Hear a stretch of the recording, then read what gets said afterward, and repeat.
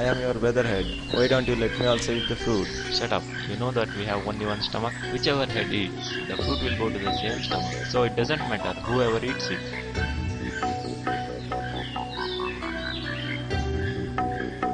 Please, don't eat this poisonous fruit. Shut up. Since I have plucked this fruit, I have every right to eat it.